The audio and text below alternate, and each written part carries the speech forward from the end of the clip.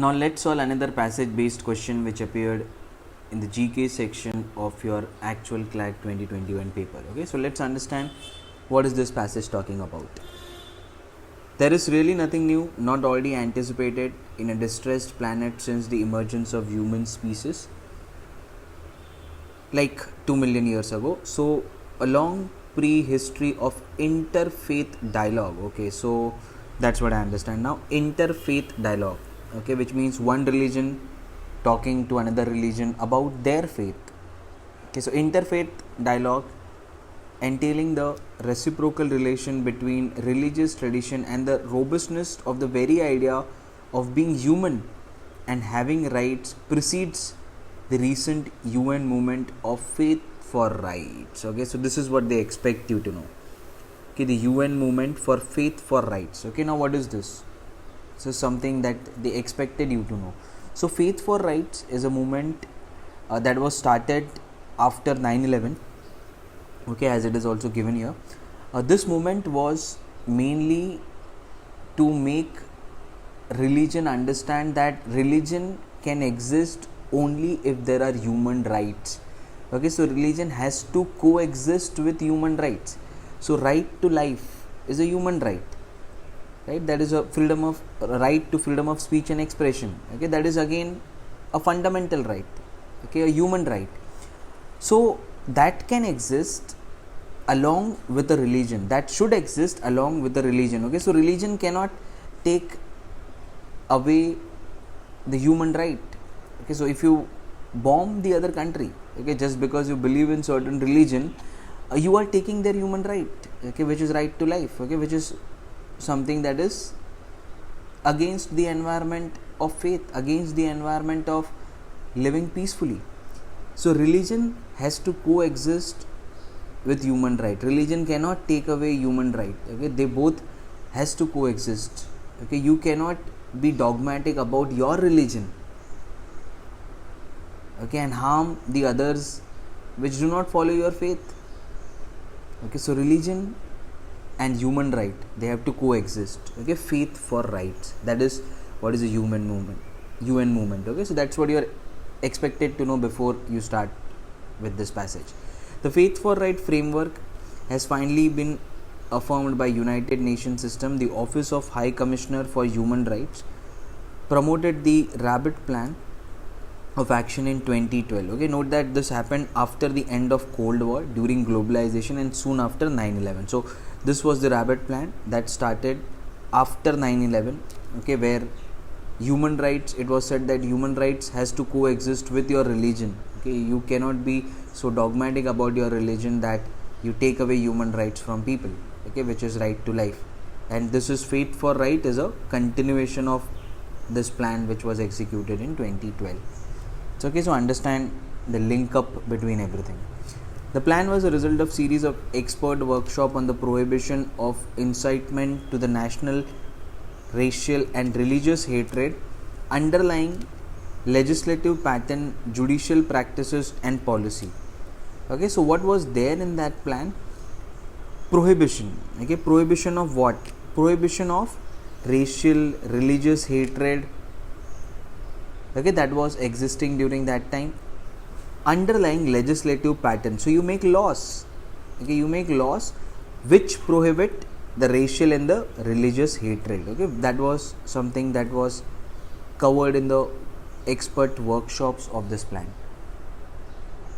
The United Nations Human Rights Council is shortly going to discuss further the prohibition of the advocacy of the national, racial and religious hatred that constitutes incitement to discrimination, hostility or violence. Okay, so United Nations Human Rights Council will further discuss the prohibition, okay, of religious hatred, okay, racial discrimination, that thing that constitutes to incitement of discrimination.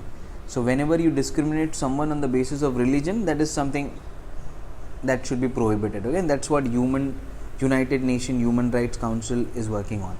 So mainly you should know here what is faith of right.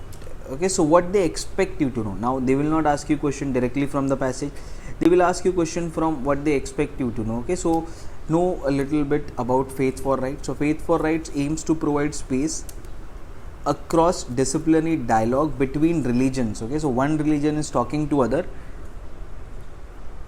and human rights. So religion can coexist if there are human rights. Okay, if you protect the human right of a person, then only your religion can coexist with it. Okay, so that's why you speak. There is a dialogue between different religion about human rights and religion. Okay, articulating that individual and communal expression of religions or beliefs thrive and flourish in the environment, right? Religious belief will flourish in the environment where human rights are protected. Okay, this is what you should know. So your religion can flourish, okay, but it needs a right environment. The environment where human rights are protected. You cannot kill the person just because he does not believe in your religion. You cannot discriminate the other person just because he does not believe in your religion. Okay, so your religion can coexist in an environment where human rights are protected. Okay, that's what this dialogue is working on. Okay, check this. Coexist pilgrimage. Okay, people of faith walk as a people of peace. Okay, so all people from different faith coming together and working for human rights. This is something again talking about the Faith of Right. The Faith for Rights framework was created in 2017 together with your OHCHR. Okay, no need to know all this organization, to secure the protection of human rights and foster the development of peaceful society. Okay, so protection of human rights should be there. Human rights should be protected and the society should be peaceful. Together with United Nations, Faith for Right initiative unites all the religions to jointly focus on environmental issue and achieve United Nations Sustainable Development Goals. Okay, now this is a completely different topic of Sustainable Development Goals, but just understand that Faith for Right is a dialogue between different religion where they are telling that religious belief can flourish in the environment where human rights are protected. So religion are being asked to protect the human rights. Okay, so now in this they can ask you anything. Okay, where is the headquarters of your United Nations Human Rights Corporation? Okay, when did this program was started, on what date? Okay, what is the body for human rights in India? Okay, so all such questions could be expected from this topic. So let's see the questions now. Since we know the background, let's see the question now. This is our first question on the topic. When was the first human rights declaration adopted by United Nations? Okay, so a very difficult question, because check how the options here are close by. December 10, 45, 48, September 10, 45, 48. Okay, so very difficult question. So if you know the answer for this, you know it. If you are marking any answer without knowing it, this would be a wicket question. Okay, on this ball you may lose your wicket, you may get a negative marking, you may get it wrong if you don't know it correctly. Okay, and I don't expect you to know this, because this is a little difficult part, knowing the exact date with exact year. But the answer, if you have to mark the answer here, the option, the answer that you will mark here is C. It was on December 10, 1948. Okay, but to remember this would be very difficult. Okay, so I would call this to be as a wicket question. So play this ball only when you are sure about the line and length. Okay, if you are not sure about it, it will cause you to lose your wicket. It will be a negative marking on this question. Next question from the passage. The United Nations Human Rights Council is a dash body with the United Nations system. Okay, it's an intergovernmental, right? Okay, because different government, United States, then there is India, okay, member of different government are there in the body, as well as the body is handling different governments. Okay, so it's an intergovernmental body. Non-governmental no, quasi-governmental no, multi-stakeholder no. Okay, so options made this answer easy, because this cannot be, it's not an NGO. Okay, quasi means false, so again it's not a false government, it's not a multi-stakeholder for sure. Okay, that is corporate, and this is a government organization. So because of option, I would call this question as a 4 question. Okay, so on this ball I will hit a 4. not a 6 because I may not know the answer, but option make it easy for me. The options are not close by, so I would attempt this question. This would surely be a 4 for me because the options make it easy. Okay, the line and length makes it easy for you to hit this ball for a 4. Let's see the next question from the passage. The Universal Declaration of Human Rights and the International Covenant on Economic, Social and Cultural Rights, okay, this too, and the International Covenant on Civil and Political Rights and its 2 optional protocols have been adopted under the auspices of United Nations and are collectively referred to as, okay, so this UDHR, ICE, SCR and this and its 2 optional protocols have been adapted under the United Nations and are collectively referred as. Okay, what are they collectively referred as? Now, very difficult question, and the options here are also close by. Okay, that is known as International Bill of Human Rights. Okay, so all this were united by United Nations under this International Bill of Human Rights. Okay, as the options here are close by and it is something that is very out of scope, I would again call this to be as a wicket question. So attempt this only when we are sure of the answer, okay, or else don't attempt this question, it will lead to negative marking, and it's a difficult question. If you read this passage, I don't expect you to know this thing exactly. Okay, so play this ball only when you are sure of it, okay, or else it will cause you to lose your wicket. Okay, this could be a wicket question. Let's see the next question now. So what is given here?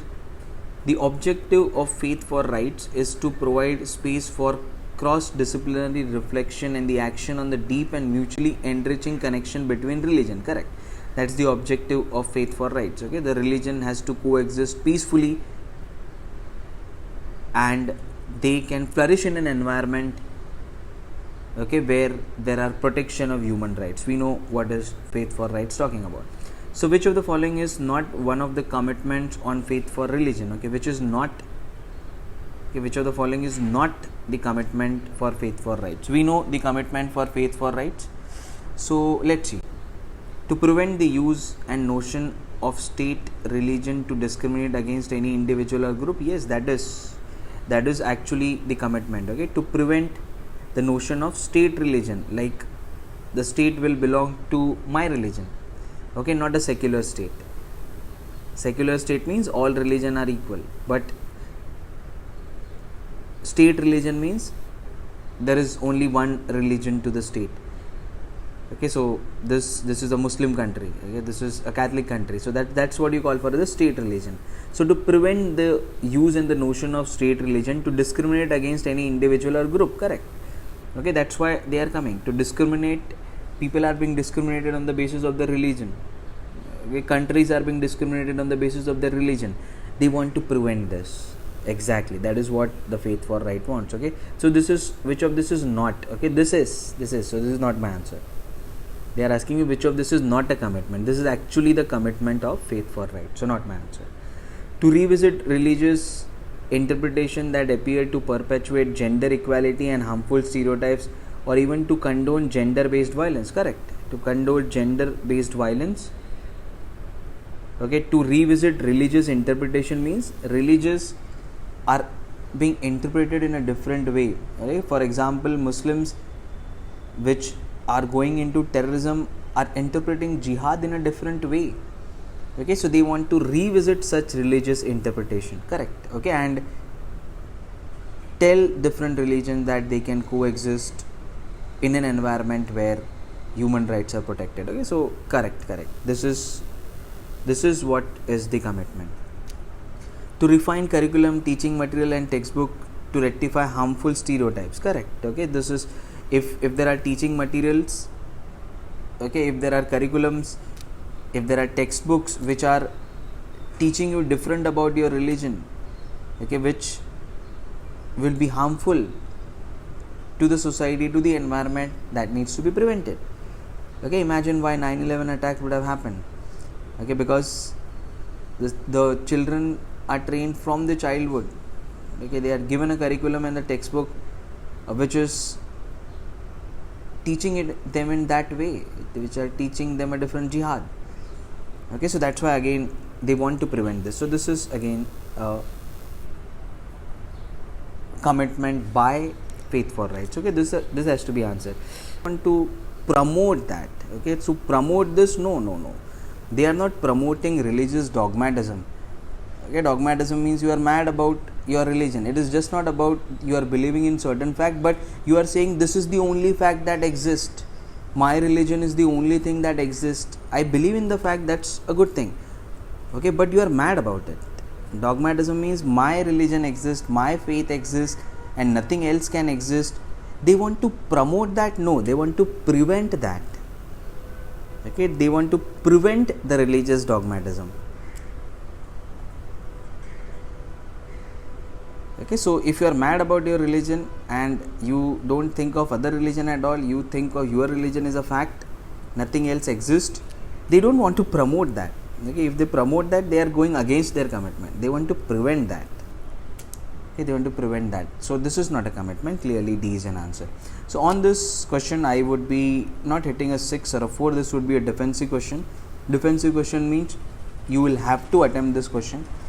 Okay, it is not like I don't want you to attempt this question. You attempt this question, but be very cautious here. Okay, you should get answer to this because the options can be clearly eliminated. Okay, negative keyword is there.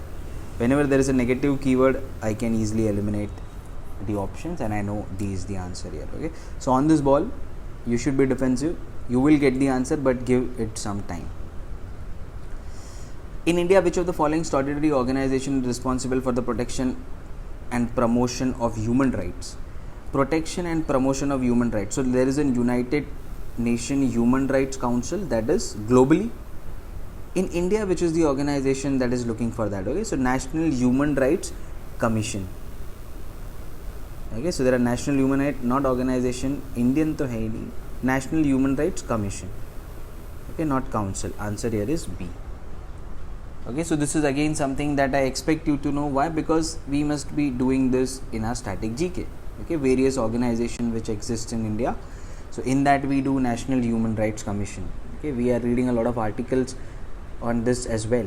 Okay, so you should know the name. So this is clearly a ball on which I will hit a 4. Okay, because I had read this earlier. This is a part of my syllabus. In static GK, I had been through this. Okay, so on this ball you will hit a 4.